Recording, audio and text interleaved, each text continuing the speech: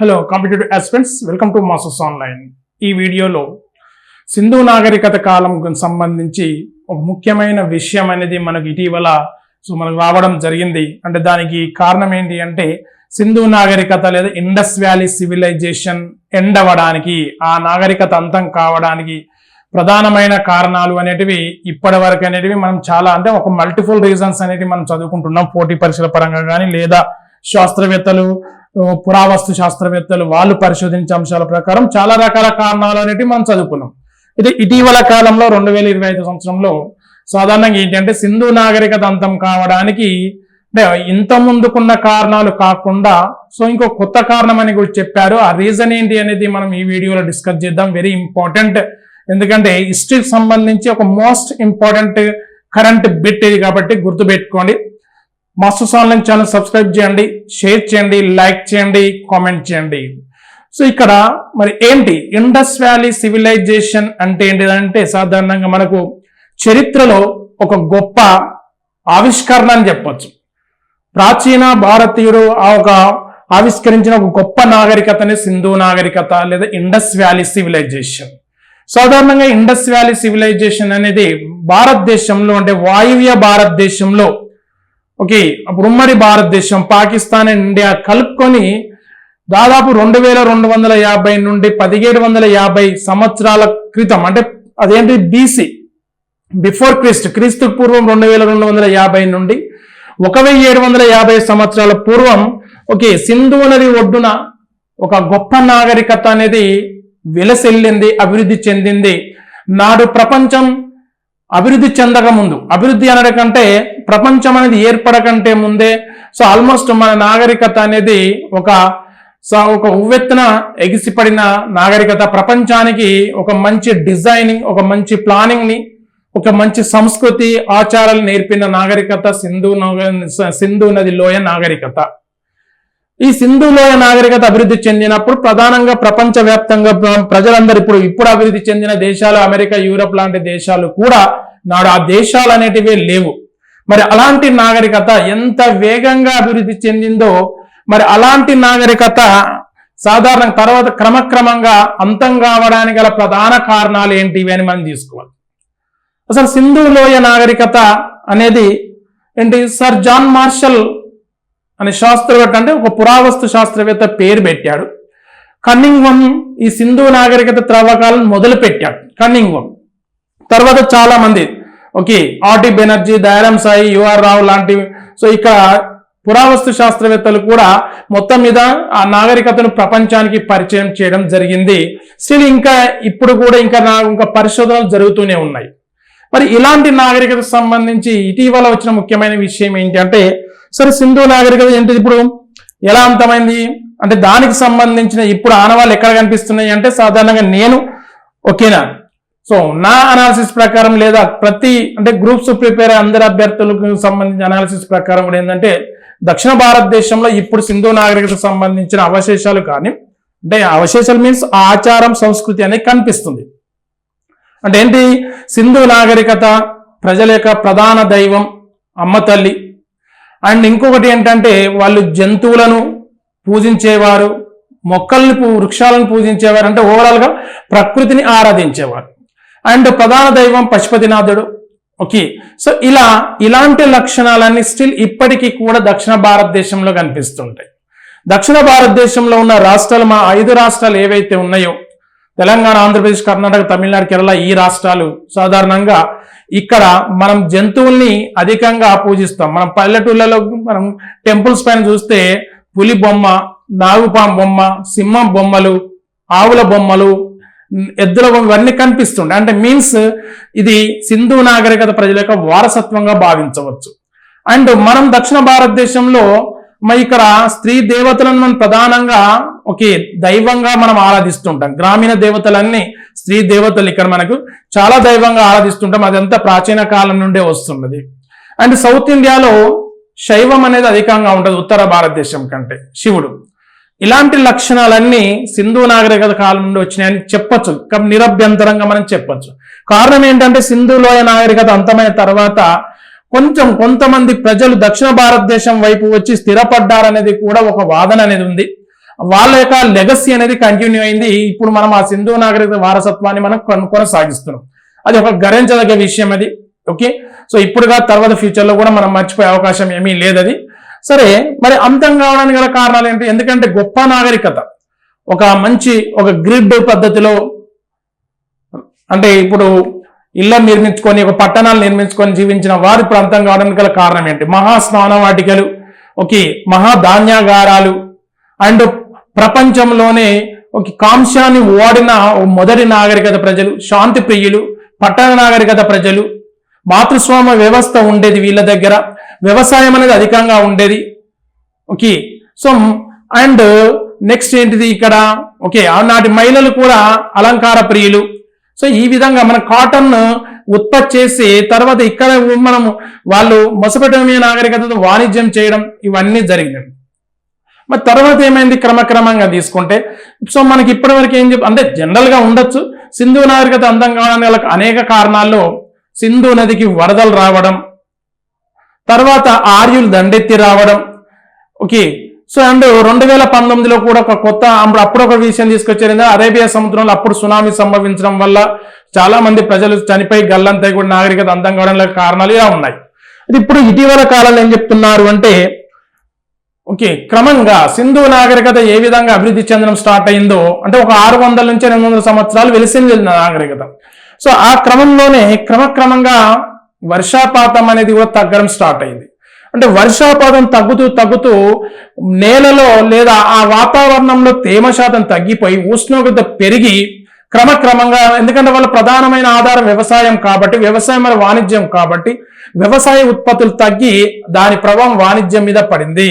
So ఈ ఫలితంగా అక్కడ ప్రజలకి తినడానికి ఆహారం లేకుండా సో అది అంతం కావడానికి గల కారణమైందని చెప్తుంటారు. ఇది 1 సంవత్సరం 2 సంవత్సరాలు కాదు, కొన్ని వందల సంవత్సరాలు కంటిన్యూ అయింది అంటున్నారు.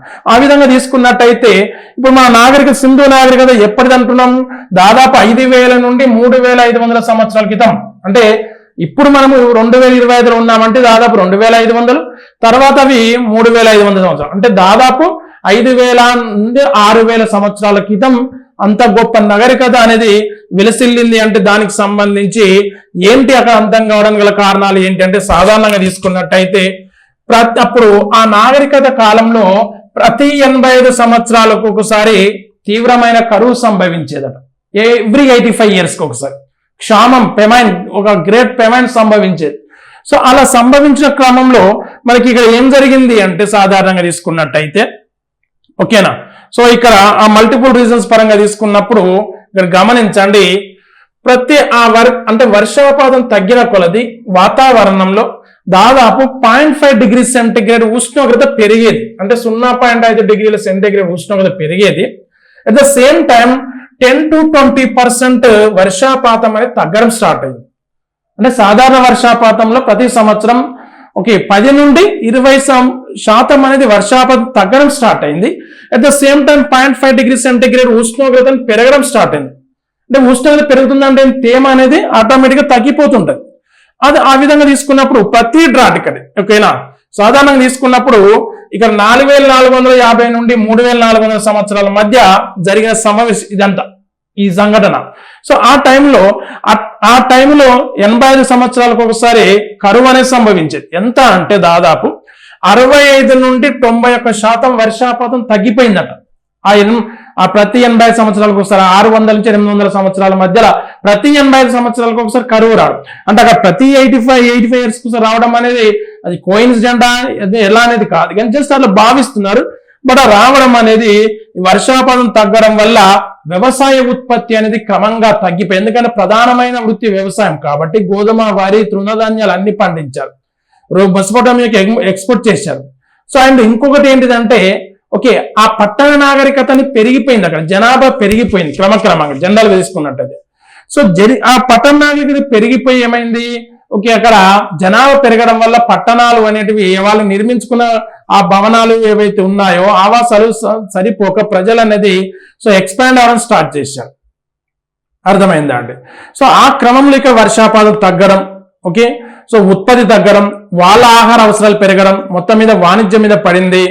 అంటే వాణిజ్యం మీద ఒక నెగిటివ్ ఇంపాక్ట్ పడి సో అక్కడ వాణిజ్యం అనేది తగ్గిపోయి ఇక్కడ వీళ్ళకి అవసరాలు అనేది తీరకపోవడం అనేది, సో ఆ తీవ్రమైన క్షామం వల్ల ఓకే ప్రధానంగా ఏంటి అంటే మనకు ధోలవీర ఇలాంటిది ఏంటంటే ఈ ధోలవీర మనకి సో మోహంజదారో హరప్పా లాంటి ప్రాంతాల దగ్గర ఎక్కువగా అనిపించిందని చెప్తున్నారు. సో అట్లా కరువు సంభవించడం వల్ల ప్రజలు చాలా వరకు చనిపోయి ఉండొచ్చు, లేదా కరువును ఎదుర్కోవడానికి ప్రజలు వేరు వేరు ప్రాంతాల్లోకి వలస వెళ్ళి ఉండొచ్చు అని చెప్తున్నారు. ఓకే, సో అలా అంటే జనరల్గా ఏంటంటే సింధు నాగరికత అంతం కావడానికి చాలా కారణాలు ఉండొచ్చు, బట్ ఒక మిస్టరీ ఉంది. ఎందుకంటే వాళ్ళు అది ఏ విధంగా అంతమైంది, అక్కడ మిగిలిపోయిన ప్రజలు అనేది ఒక అంటే ఇన్స్క్రిప్షన్ ఒక శాసనాల ద్వారా ఏం చెప్పలేదు. అందుకే శాసనాలు అనేవి లేవు. వాళ్ళది ఉన్నది ఏంటంటే సాధారణంగా ఒక బ్రాహ్మీ లిపి ఉంది. ఓకేనా, సో సర్పలేఖన పద్ధతిలో వాళ్ళు కొన్ని ముద్రలు అలాంటివి ఉంచేవారు. ఎందుకంటే ఒక టెర్రాకోట బొమ్మలు ఉపయోగించారు, అద్భుతం అది. అండ్ భూగర్భ డ్రైనేజీ, కాల్చిన ఇటుకలతోనే భూగర్భ డ్రైనేజ్ ఉపయోగించారు. పైనుండి చూస్తే వాళ్ళ పట్టణాలు మొత్తం ఒక చెస్ బోర్డు మాదిరి, ఒక చదరంగం మాదిరిగా కనిపించాయంటే ఎంత అద్భుతంగా వాళ్ళు డిజైన్ చేసుకుని అర్థం చేసుకోవచ్చు. కానీ అక్కడ వర్షాపాతం తగ్గడం వల్ల ఓకే ఈ గొప్ప నాగరికత అనేది క్రమక్రమంగా అంతమైపోయి ప్రజలు అనేది చాలా వరకు చనిపోయి ఉండి కొంతమంది ప్రజలు వేరు వేరు ప్రాంతాలకు వెళ్ళి ఉండొచ్చు అని చెప్తున్నారు.